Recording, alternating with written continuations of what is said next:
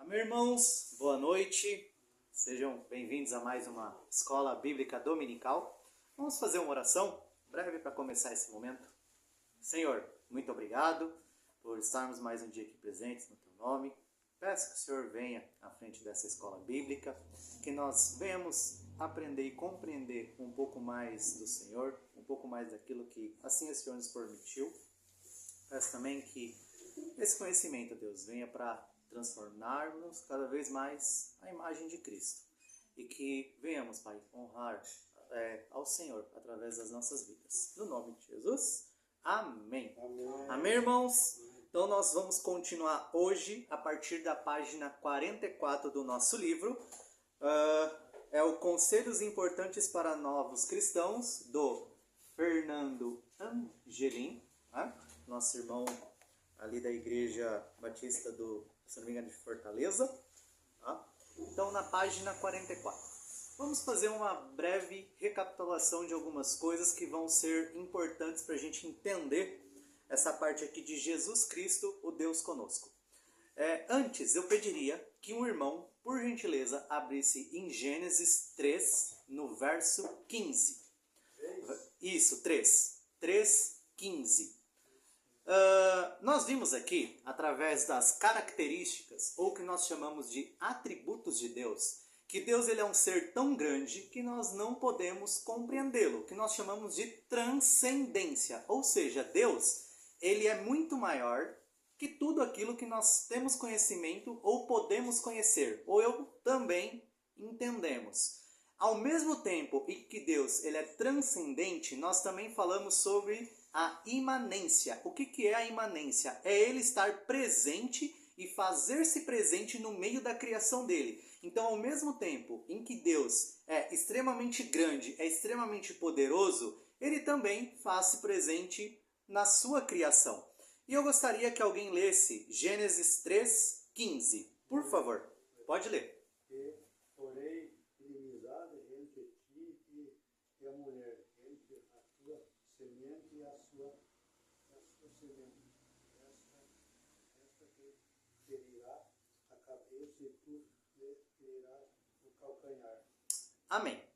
Gênesis 3,15, como o nosso irmão João leu, ele é conhecido como a primeira boas novas, né? Então, a primeira boas novas, que seria o Evangelho. Por quê?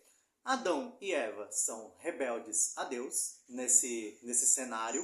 Eles pecam, eles acabam comendo daquele fruto, né, do conhecimento do bem e do mal, desobedecendo a Deus, trazendo o pecado à humanidade.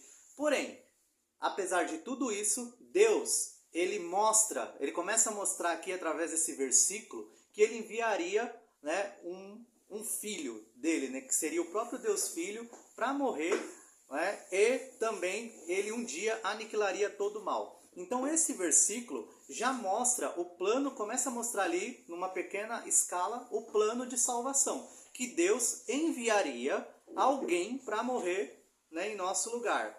Claro, com o avanço das Escrituras, no sentido de nós vamos lendo os outros livros da Bíblia, isso vai ficando mais claro.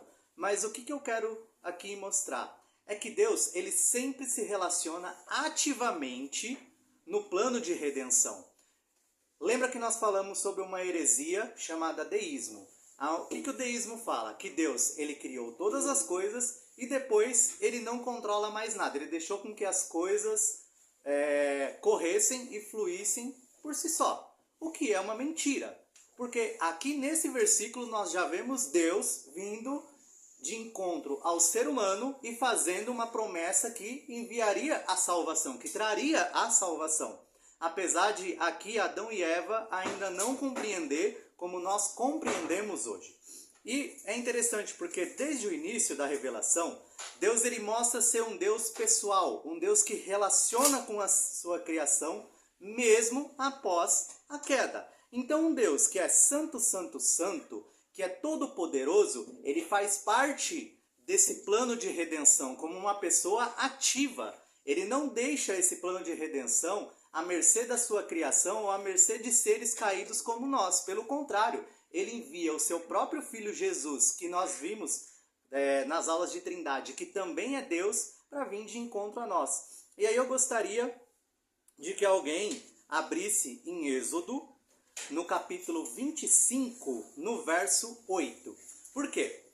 Mais uma vez, Deus é extremamente grande e Deus, ele relaciona-se com a sua criação.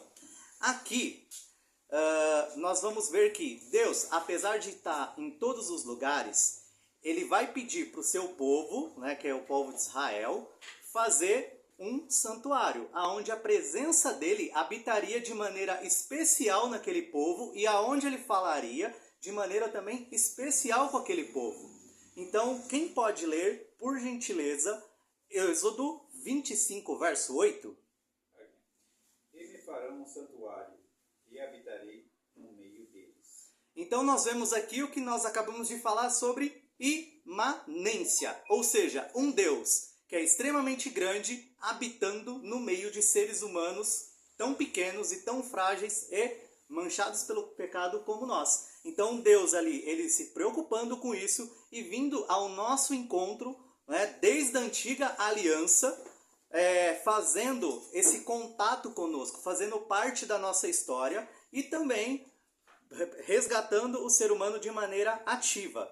Esse tabernáculo aqui, bem de maneira resumida, era um lugar onde a presença de Deus ela era manifestada de maneira especial, tá? Porque se nós formos ver, Deus ele está presente em tudo e em todos. Porém, Deus elege um povo e com esse povo ele deseja comunicar-se de maneira especial. Tanto que através desse povo que nós conhecemos o Deus de Israel, como nós falamos o Deus de Israel, e é esse povo ali na antiga aliança que através dele Deus se manifesta ali o seu poder, fala através de profetas e várias outras coisas, ele opera milagres no meio desse povo.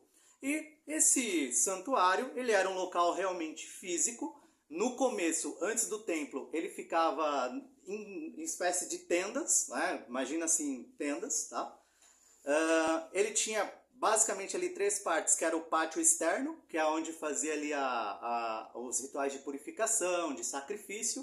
Tinha o lugar santo, que era onde os sacerdotes adentravam e faziam também alguns rituais. E o lugar santíssimo, que é onde ficava a arca.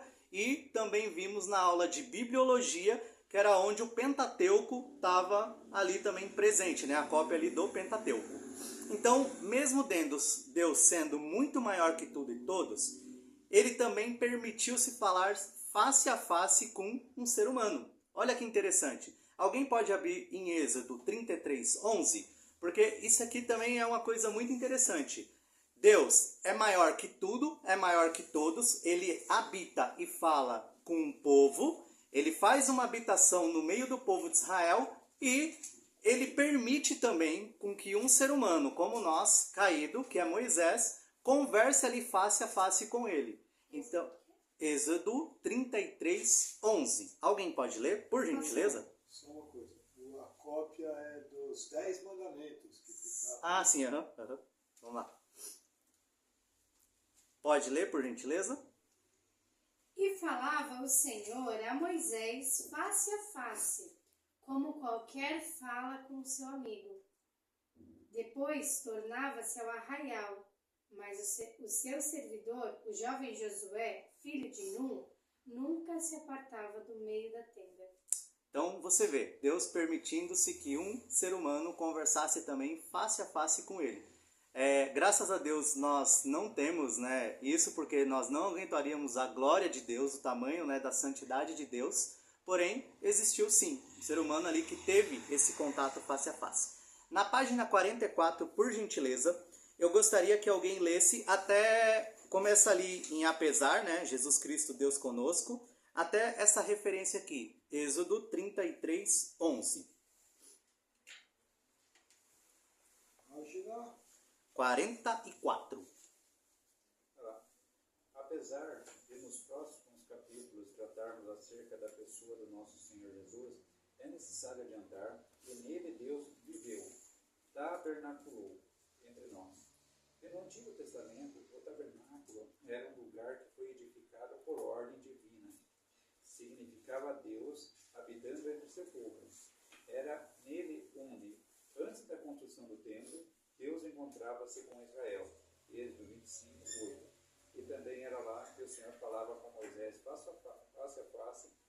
como qualquer um fala com seu amigo. Êxodo 33. Amém. Então nós vemos desde o início Deus relacionando com o seu povo, até mesmo ali na antiga aliança. E agora nós também vamos ler um texto que nós já lemos algumas vezes aqui, que é João, Evangelho de João, capítulo 1, verso 1. Porque como nós estávamos falando na aula de Trindade, a revelação progressiva, quando chega no Novo Testamento, ela é bem mais explícita. Essa questão tanto do Deus Pai, Filho e Espírito Santo, assim como a obra de redenção e salvação que eles operaram na nossa vida e em todas as coisas. Então, João 1:1, se alguém puder ler, por favor. No princípio era o Verbo, e o Verbo estava com Deus, e o Verbo era Deus. Amém. Eu vou ler esse versículo no grego. Enarre enrologos, kairologos entros theos. Por que eu estou lendo aqui essa passagem em grego também? Porque esse no princípio, que é o enarre, que a gente viu na aula passada, a tradução da ACF, ARA, né, que é a revista Almeida Revista Atualizada, e a Bíblia de Jerusalém, elas colocam assim: no princípio era o verbo, que é uma tradução mais literal. Na NVI, o princípio era aquele que é a palavra. Então já tem uma tradução, né, num sentido um pouquinho mais amplo. E na NVT, no princípio era aquele que é a palavra e já existia. Independente da tradução que você tenha, nós vemos o substantivo definido logos, que é o verbo que habitou entre nós. Ele era a palavra e ele estava com Deus e ele participa ativamente tanto da criação como também do plano de redenção. Então, esse é a palavra que é o divino, que é o próprio Deus, ele está presente desde o início. Então, quando a gente vai vendo algumas traduções, por exemplo, a tradução ACF, ela é mais literal. Alguma outra tradução, ela pega o texto e ela tenta dar um sentido um pouquinho mais completo, mas todas elas, tá, não estão, vamos dizer assim, deturpando o texto, ou seja, não estão pegando o texto e estão falando alguma coisa a mais ou a menos. É só uma forma mesmo de traduzir. Mas o Evangelho de João faz bastante sentido a gente falar na palavra, porque é justamente o que o João ele quer expressar ali dentro do seu Evangelho. Ele quer olhar e falar assim, olha, Jesus Cristo, que é o Deus que habitou entre nós, ele está desde o início da criação. Jesus Cristo, que pisou aqui na terra e que operou esses milagres, ele é o próprio Deus que encarnou, né, que nasceu ali de um nascimento já milagroso. Nós temos que entender que Jesus Cristo era um homem, mas ele já nasce de uma maneira milagrosa. Por quê? Porque uma virgem o concebeu. Então já começa daí. Ele já não nasce de um processo natural como nós. Ele nasce de uma virgem, concebido pelo próprio Espírito Santo. E isso, apesar de ele ser homem, já mostra também que ele é Deus. Nascer de uma maneira assim milagrosa, né, como ele veio. E esse verbo, ele habita entre nós. Essa palavra, ela veio habitar entre nós. Então também é um aspecto que é um Deus que se relaciona com a sua criação. Eu gostaria que alguém lesse, por gentileza, João 1:14. Por quê? Porque ele vai falar sobre isso, que esse verbo, essa palavra, ela fez carne, ela habitou entre nós. Mais uma vez, derrubando aquela heresia de que Deus fez todas as coisas e deixou por curso próprio. Não! Ele, desde o começo e desde o início, ele se preocupou conosco. Ele veio ao nosso encontro. Ele participa ativamente, inclusive, do nosso plano de redenção. Mesmo nós caindo, mesmo nós somos seres extremamente frágeis, mostra um Deus que se preocupa e que, inclusive, se relaciona conosco, mesmo nós sendo tão pequeno. Alguém pode ler, por gentileza, João 1:14?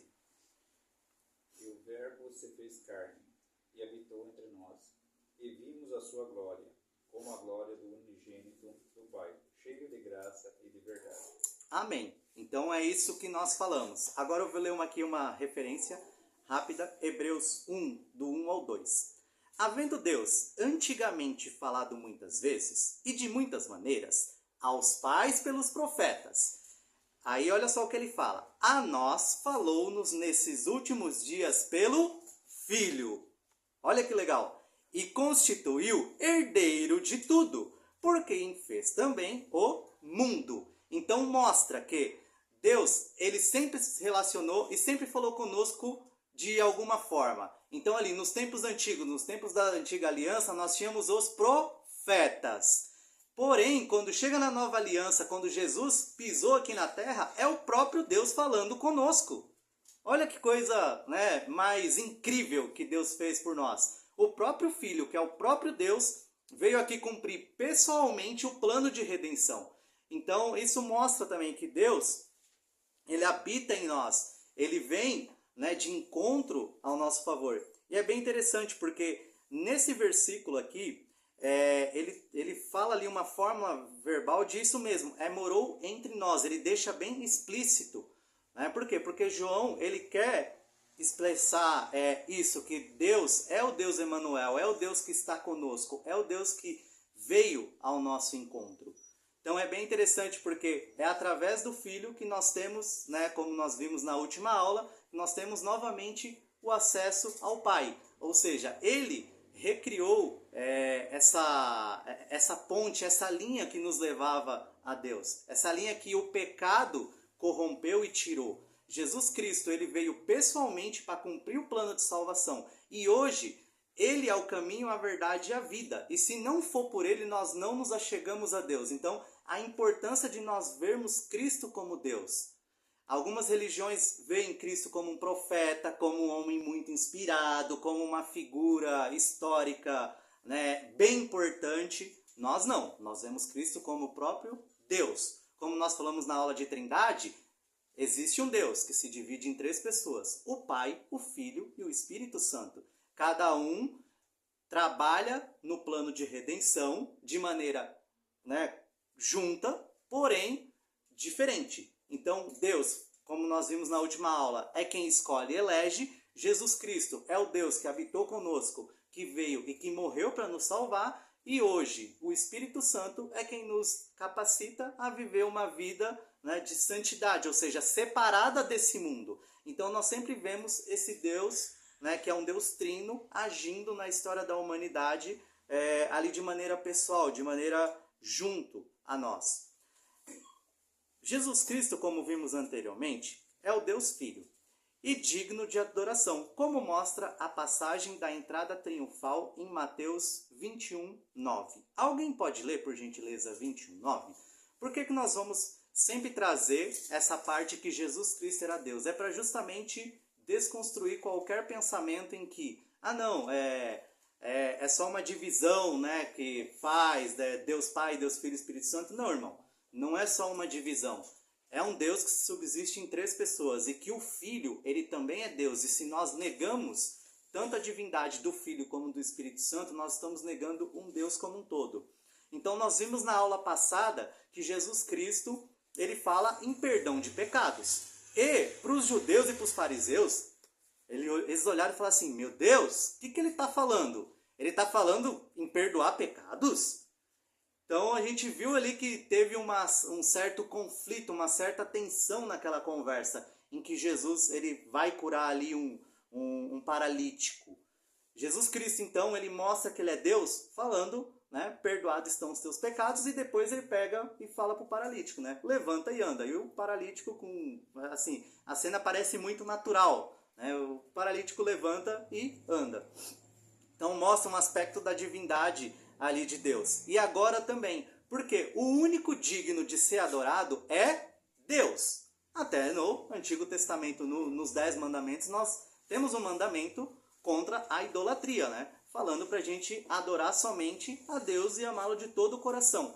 E aqui Jesus Cristo, ele sendo adorado como Deus e ele aceitando essa adoração. Então, mais um aspecto que mostra que Cristo era Deus. Amém? Alguém pode ler, por gentileza, Mateus 21:9. E a multidão que ia adiante e seguia, clamava, dizendo, Hosana ao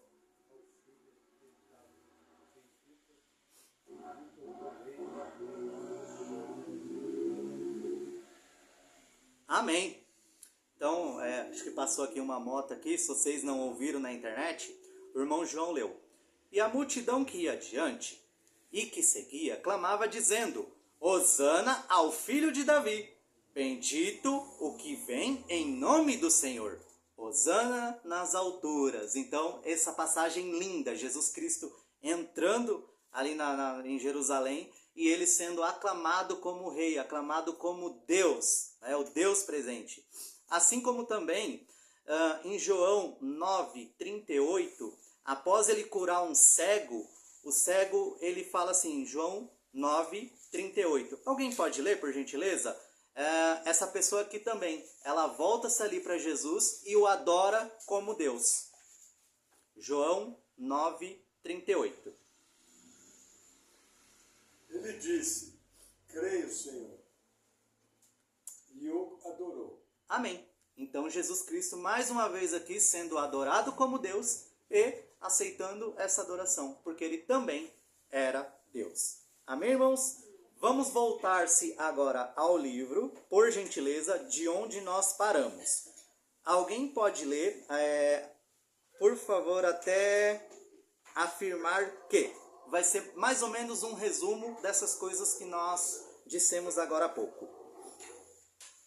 Começa ali, já no Novo Testamento. Já no Novo Testamento, João afirma que o Cristo no princípio era o Verbo, Logos, e o Verbo estava com Deus, e o Verbo era Deus. E o Verbo se fez carne e habitou entre nós. A palavra grega traduzida como habitou é skeno, e pode denotar o sentido de armou seu tabernáculo ou morou em sua tenda entre nós. Isso nos faz lembrar da representação do tabernáculo no Antigo Testamento. Sobre isso, Joseph Pipa foi feliz ao afirmar que... Posso continuar? Só dá um adendo, aí você pode continuar. Essa palavra aqui que ele fala, esquenou, ele fala assim que pode denotar, porque ela vem de uma palavra, ou pode vir de uma palavra chamada esquené, que é denotado também para tenda ou tabernáculo. É por isso que ele diz isso, tá? Pode continuar. Na providência de Deus, o adorador do Antigo Testamento não pôde ver Cristo claramente. Essa visão estava reservada para nós que vivemos na plenitude do tempo. Hebreus 1, 1 ao 2, 11, 39 e 40. Mas, por meio dos rituais e das cerimônias, eles viram, sim, sua sombra poderosa e majestosa. Tomemos, por exemplo, o tabernáculo e o templo. João nos diz que a palavra se tornou carne e tabernaculou entre nós. Cristo afirmou que ele era o templo verdadeiro, que cumpria tudo que o templo prometia. Ele é o verdadeiro Deus que habita em meio do seu povo. Então, mais uma vez aqui, o autor trazendo que Cristo, ele habita no meio do seu povo. Ele é um Deus pessoal e ele é um Deus que se relacionou. Vou continuar aqui ainda na página 44.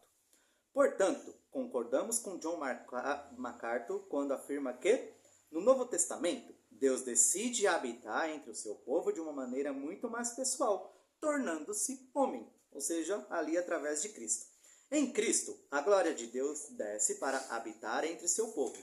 Por isso, Cristo Jesus é chamado de Emanuel, que quer dizer Deus conosco. Mateus 1:23. Então, o próprio Deus habitando conosco, que nós chamamos de Emanuel. Aquelas músicas, né? Seu nome é Emanuel. É justamente expressando, né, essa gratidão que nós temos pelo próprio Deus habitar aqui, né, e pisar como um ser humano e 100% Deus também, no meio de nós. Amém? Então, o próximo parágrafo aqui, eu gostaria que alguém lesse, ele vai falar também sobre essa questão de adoração. Tanto adoração de homens, quanto adoração de anjos, né? Que a Bíblia também fala que os anjos o adoram. Como nós falamos, o único que é digno de adoração é Deus. E quando Cristo recebe essa adoração, quando Cristo ali ele é digno de ser adorado, e a Bíblia mostra ele sendo adorado, né? e mostra até mesmo de uma maneira muito bonita, muito triunfante, mais uma vez, mostra esse traço de que ele é Deus, assim como também nós vamos ver mais para frente no próximo parágrafo, que Jesus Cristo ele operava milagres porque ele era Deus. Então vamos lá, olha as evidências agora que nós temos.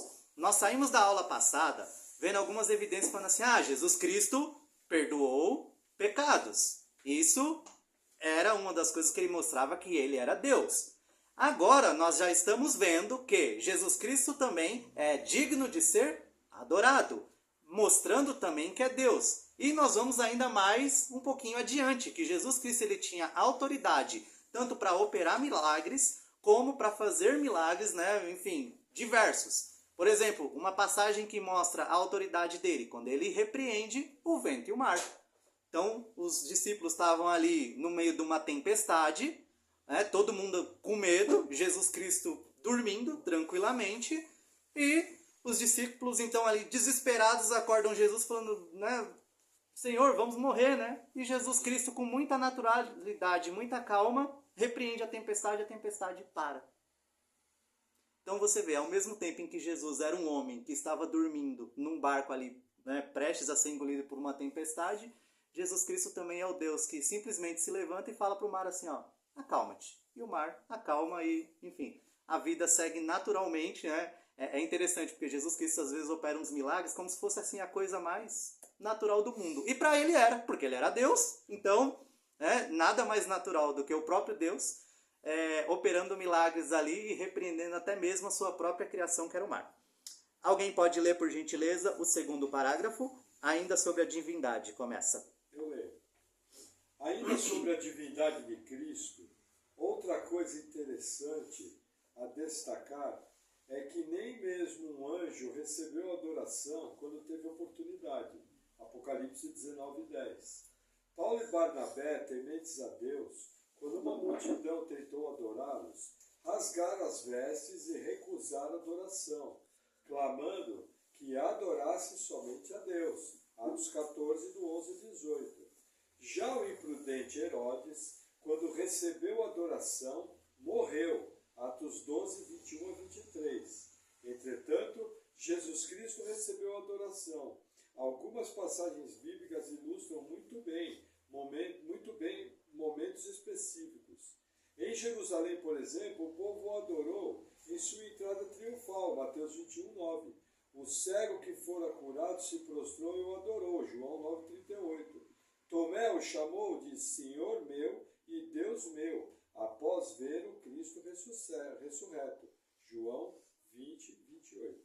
Amém? Então, Jesus Cristo aqui mostrando, né, que era Deus. É bem interessante porque, realmente, nas outras passagens bíblicas aqui, Paulo e Barnabé, eles estavam ali pregando, eles operaram alguns milagres e aquela cidade, então, voltou-se a ele achando que eles eram dois deuses, né, por causa ali da contaminação. E, imediatamente, eles começam a meio que se despir e falar, olha, nós não somos deuses, tá bom? Nós somos iguais a vocês. Pelo contrário, então a gente vê os apóstolos rejeitando isso, porque realmente eles não eram Deus, e isso poderia voltar-se para ele, né, como uma idolatria, ou seja, eles não eram dignos de ser adorados, assim como na Bíblia também, nenhum anjo é digno de ser adorado. Apenas Deus é digno de ser adorado. Então, mostrando aqui a importância de que às vezes uma passagem bíblica que a gente passa um pouquinho, vamos dizer assim, rápido, ou que nós também não temos, às vezes, a mesma visão do que uma pessoa que leu ali naquela época. Porque, por exemplo, imagina um judeu ouvindo que Jesus Cristo foi adorado, que ele sentou num jumentinho e na entrada de Jerusalém ele foi adorado. Ele olhar e falar, opa, peraí, mas o único que pode ser adorado é Deus. Está ali nos mandamentos, os 10 mandamentos. Isso é, enfim, uma idolatria. Mas a gente vê nessas passagens que, naturalmente, Jesus Cristo é Deus e como ele mostra ali através da sua palavra que ele é digno de ser adorado. Vou ler agora o terceiro parágrafo aqui. Esses outros relatos bíblicos mostram que Jesus sabia bem quem era e realizou feitos que o poder humano jamais poderia realizar. Andou sobre as águas, multiplicou pães e peixes, deu vista a cego, ressuscitou os mortos, ressuscitou dentre os mortos, sendo visto por muitas testemunhas oculares, e foi assunto aos céus. Amém? Então, coisas que apenas Jesus Cristo fez. A morte e a ressurreição de Jesus Cristo, nós vamos trabalhar no próximo capítulo, que é o Evangelho. Ele vai muito bem explicar sobre queda, criação, redenção, como esse plano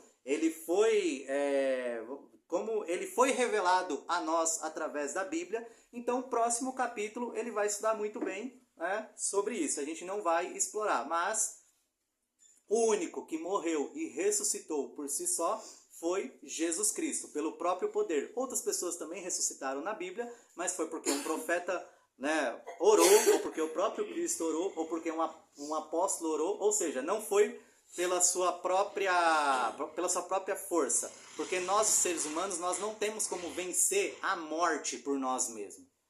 O pecado deixou esse traço em nós, ou seja, um dia, todos nós, o curso natural é morrer. Jesus Cristo, ele morreu, porém, ele era o único que tinha o poder sobre a própria vida dele, e ele ressuscita porque ele também era Deus. Então a gente tem que entender isso, né? Apesar de outras pessoas ressuscitaram na Bíblia, o único que ressuscitou por si só, o único que foi capaz de vencer a morte, foi o próprio Jesus Cristo. Amém? Então vamos lá. No próximo aqui estrofe. Aí vai entrar numa parte um pouquinho mais filosófica, tá? Esse argumento aqui é um argumento que às vezes eu vejo o Piper em algumas palestras na universidade, se não me engano, acho que foi da Carolina do Norte, que ele fala esse argumento que é do Lewis. Então o livro ele entra numa parte um pouquinho mais filosófica a partir daqui. É o primeiro, segundo, terceiro, quarto parágrafo a respeito de Jesus. Alguém pode ler até a citação de Lewis, por gentileza? A respeito de Jesus Cristo, podemos ter três opiniões. Ou ele era um mentiroso, dizendo ser filho de Deus, e não sendo. Ou era um lunático, que achava que era de fato, mas estava louco. Ou ele era quem afirmou ser. Não cremos que ele era um mentiroso, nem um louco. Logo cremos que de fato seja filho de Deus. Jó 9,35. Sobre isso acertou C.S. Lewis quando disse: somos confrontados, então, com uma alternativa assustadora. Ou esse homem de quem estamos falando era e é o que dizia ser, ou era um lunático ou coisa pior. Ora, parece-me óbvio que ele não era nem um lunático, nem um demônio. Consequentemente, por mais estranho, assustador ou insólito que pareça, tenho que aceitar a ideia de que ele era e é Deus. Amém. Então esse argumento ele fala mais ou menos assim: se você está dizendo que Jesus Cristo você tem três, vamos dizer assim, possibilidades. Jesus Cristo era um lunático, ou seja, uma pessoa que era maluca, não batia muito bem na cabeça. Você pode dizer também que Jesus Cristo ele era um enganador, ou seja, ele enganou muitas pessoas, né, através ali de sinais, ou de sinais assim no sentido de mágica, né, ou tentar racionalizar, ou realmente ele era quem ele era, que era Deus. Se você diz que ele é um louco, ou se você diz que ele é um mentiroso, um charlatão, um aproveitador, pega então tudo isso que você entende como moral, porque Jesus Cristo ele prega uma moral nos evangelhos, que inclusive nós aplicamos na nossa vida, e aí você joga fora.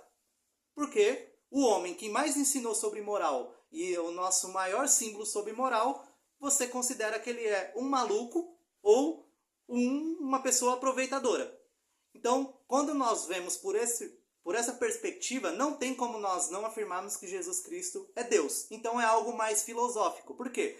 Como nós falamos sobre a aula de moral, ou seja, o que nós entendemos o que é certo, o que é errado, Jesus Cristo o tempo todo falou sobre uma questão moral, mostrando ali uma questão moral e ética de Deus, que isso também aplica-se na nossa vida e que nós aplicamos também como um todo na nossa sociedade. Então, se você está dizendo que esse homem é um maluco ou ele é uma pessoa que é um charlatão, pega tudo isso que nós entendemos hoje como boa moral, como boas coisas, e, enfim, jogamos e descartamos porque isso vem principalmente né, baseado aí num homem, né, que nós não acreditamos que é o que é. Então, veja, até mesmo num sentido filosófico, a gente vê que Cristo, ele é Deus e que o Evangelho, ele é vivo nas nossas vidas. A gente pode não aceitar, a gente pode olhar e falar assim, não, eu rejeito o Evangelho.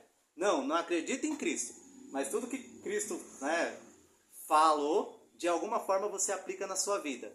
E principalmente, você entende, como nós falamos nas outras aulas anteriores, o que é certo ou é errado. Às vezes a gente fala assim, não, a verdade ela é relativa, cada um tem a sua, até que uma injustiça é cometida contra a gente. Na hora que uma injustiça é cometida contra um de nós, aí a verdade já não é mais relativa não, ela é bem absoluta, né? A gente fala, não, tá errado, olha, isso aí que a pessoa fez comigo, que é, sei lá, me enganar, me trair, está errado. Então, Jesus Cristo, ele fala que nós temos que amar o nosso próximo como a nós mesmos. Então, vamos aplicar isso. Se nós amamos a nós mesmos, a gente vai trair uma pessoa? A gente vai pegar uma pessoa e agir de má fé com ela? Principalmente se ela está achando que nós estamos de boa fé? Você entendeu que a moral começa a ser algo que só é relativo quando não nos atinge? Então é isso, Jesus Cristo, ele prega e as pregações dele vêm com essa moral do reino, vem trazendo, né, ali uma moral de Deus, apesar de nós sermos extremamente limitados e não conseguimos entender como um todo. Vamos ler então o próximo parágrafo, por gentileza. Na mesma linha, pode ler até ali, até a página 46. Na mesma linha, até a página 46, que termina as letras pequenininhas. Na mesma linha, os puritanos batistas do século XVI resumiram sobre Jesus Cristo de maneira excelente. Olha só o resumo que eles fazem, tá, irmãos? Isso é bem interessante. Pode ir, meu amor. O Filho de Deus, a segunda pessoa da Santíssima Trindade, sendo verdadeiro e eterno Deus, o resplendor da glória do Pai, da mesma substância e igual a Ele, quem criou o mundo, quem sustenta e governa todas as coisas que Ele fez. Quando chegou à plenitude dos tempos, tomou sobre si a natureza humana, com todas as propriedades essenciais e fraquezas comuns, embora sem pecado, foi concebido pelo Espírito Santo no ventre da Virgem Maria, o Espírito Santo desceu sobre ela e o poder do Altíssimo a envolveu.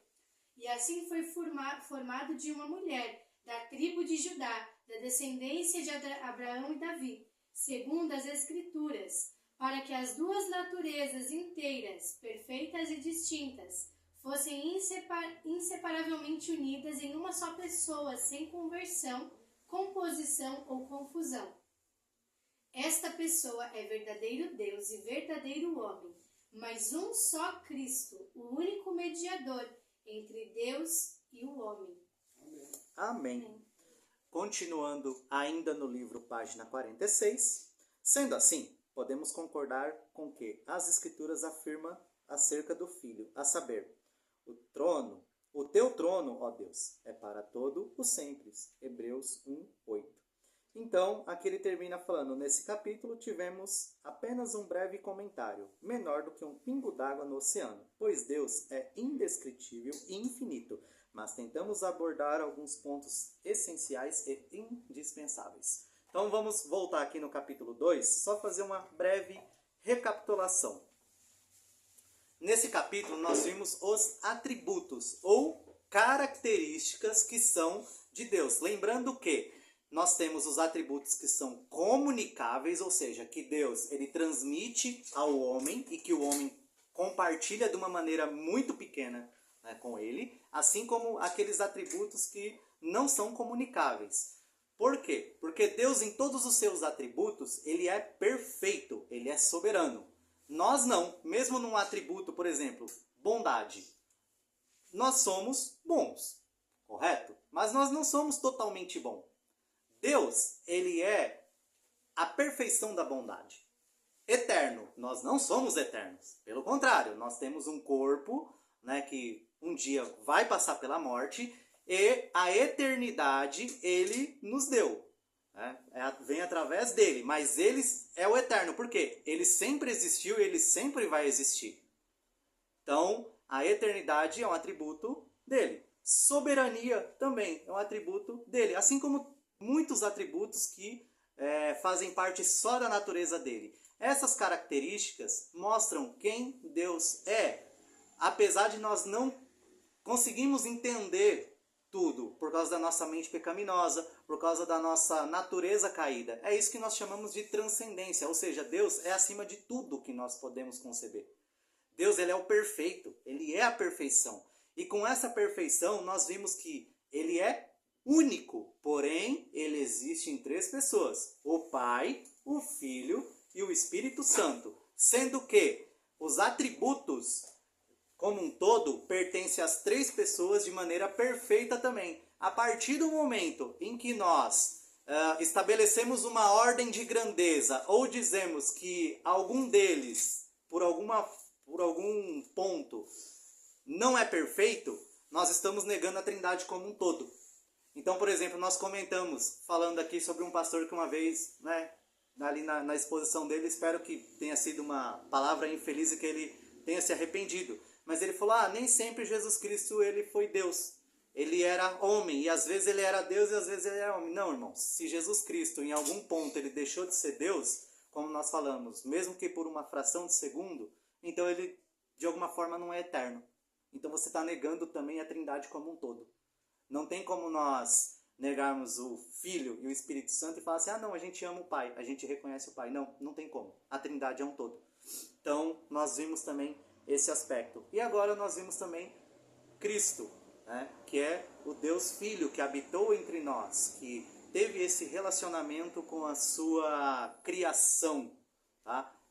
Tirando aquela heresia do deísmo que a gente já falou algumas vezes, em que Deus ele simplesmente criou todas as coisas e deixou as coisas a seu próprio curso. Não, nós temos um Deus que o tempo todo está presente e age soberanamente na sua criação, tá? Então a gente vê isso. E no próximo capítulo nós vamos falar então sobre as boas novas. Querendo ou não, esse capítulo aqui, o final desse capítulo, ele já é uma introdução, ele é o fechamento do capítulo 2 e já é uma introdução ao capítulo 3, que é as boas novas, o Evangelho. Então como que foi o processo de queda? Como que foi o processo de criação? Como que as coisas foram redimidas em Cristo? Eu não vou falar. A partir da aula 3 vocês vão ver. Amém, irmãos? Amém. Dúvidas, comentários, alguma coisa? Eu vou comentar alguma coisa. Uhum. Veja, é importante os irmãos entenderem como que era o mundo naquela época. O mundo era baseado em filosofia grega. Então o que acontece? Para a mentalidade grega, havia uma espécie de dualismo. Tudo que era bom, tudo que era perfeito, apontava para o mundo espiritual. E tudo que era terreno, inclusive nós, apontava para as imperfeições. Entendeu? Então o que eles criam? Que no momento que a pessoa morria, é como se ela fosse liberta da imperfeição da vida terrena. Que isso é importante? Nós acabamos de ver que Deus, que estava no mundo espiritual, abriu mão da forma que ele tinha, da grande glória que ele tinha lá no mundo espiritual, e habitou entre os homens, em forma humana. Isso para o grego era loucura. Não bastasse isso, esse mesmo Deus morre e ressuscita no 3º dia. Como? Num corpo humano ressurreto. Perfeito. Isso é mais absurdo ainda. Não bastasse isso, ele além de ressuscitar, num determinado momento, ele ascende aos céus. E está hoje assentado à direita de Deus Pai, da onde ele governa todas as coisas. Isso para o grego, para a mentalidade grega, é loucura, é um absurdo. Por isso que o Evangelho, Paulo fala, é loucura para o grego e escândalo para o judeu. Porque para o judeu qual é o problema? Deus morreu na cruz. Maldito é aquele que for pendurado no madeiro. Então Jesus é um escândalo. Então o que eu quero que vocês entendam? Se fosse uma grande mentira a vinda de Jesus, eles jamais escolheriam o que está pregado na Bíblia. Primeiro, ele não nasceria num lugar extremamente humilde. Entendeu? Num lugar em que inclusive os animais comiam. Segundo, na mentalidade, ele jamais viria como homem. Terceiro, ele jamais ressuscitaria. Quarto, as primeiras testemunhas da ressurreição são mulheres. Não valia o testemunho de mulheres em tribunal. Não tinha valor nenhum na cultura patriarcal da época. Lembra que eu falo que se discutia, inclusive, se a mulher tinha alma? E que a primeira religião que incluiu a mulher em si e aceitou mulheres no seu trâmite foi o cristianismo. Entendeu? Inclusive ordenou para ensinar mulheres, nós vemos mulheres proeminentes. Entendeu? Terceiro, uma coisa muito importante. Eu conheço muita gente que, se fosse enganar, viveria por uma mentira. Isso é comum. Agora, eu não conheço ninguém que estaria disposto a morrer por uma mentira. A hora que enfia o revólver na cara e falou, você nega isso, você vai morrer, aí você pensa, mentira ou verdade. Entendeu? Então, o que acontece? O que a gente tem que entender? Lá no futuro, vai haver o ecumenismo, que é a união das religiões. A ONU já tem uma religião única, que é a fé Bahá'í. Inclusive tem o templo Bahá'í, construído pela ONU. O bahá'ísmo ensina que todos os caminhos levam a Deus. Qual é o problema? O ecumenismo vai ter que negar Cristo. Porque Cristo é radical. Ele mesmo fala, eu sou o caminho, eu sou a verdade, eu sou a vida. Ninguém vem ao Pai se não for por mim. Então o próprio Cristo exclui os outros caminhos. Isso é uma verdade bíblica difícil de engolir. As pessoas vão virar para você e falar, então quer dizer que o hindu não é salvo? É o que eu estou querendo dizer, que ele não é salvo. Ah, mas e o esquimó, não sei o quê? Também não.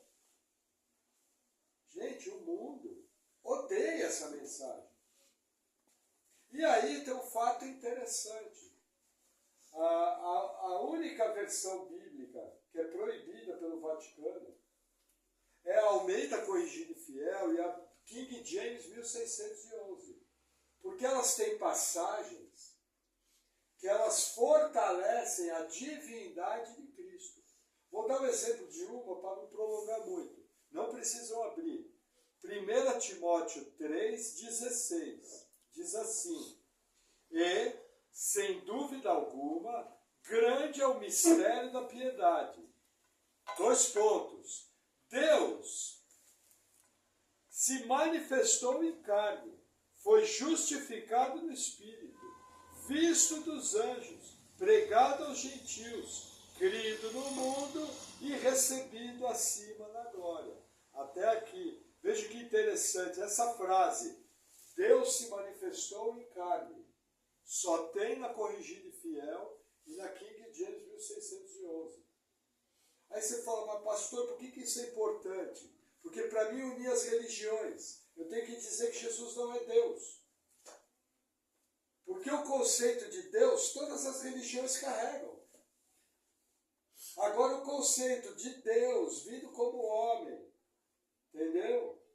Encarnando, morrendo na cruz, crido no mundo, recebido lá no mundo espiritual, só o cristianismo tem. Agora é lógico, nós sabemos essa informação, você vai lidar com ela com amor, com sabedoria. Pastor, e o árabe? Como é que vai fazer para ser salvo? Irmão, descansa.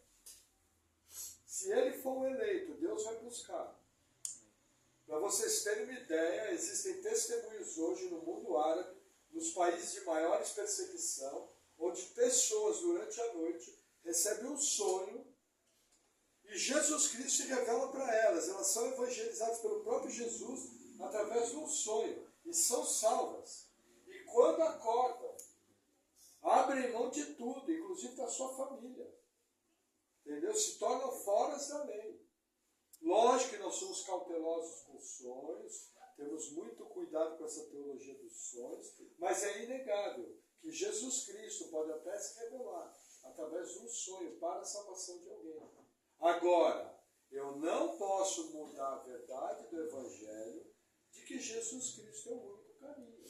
É uma questão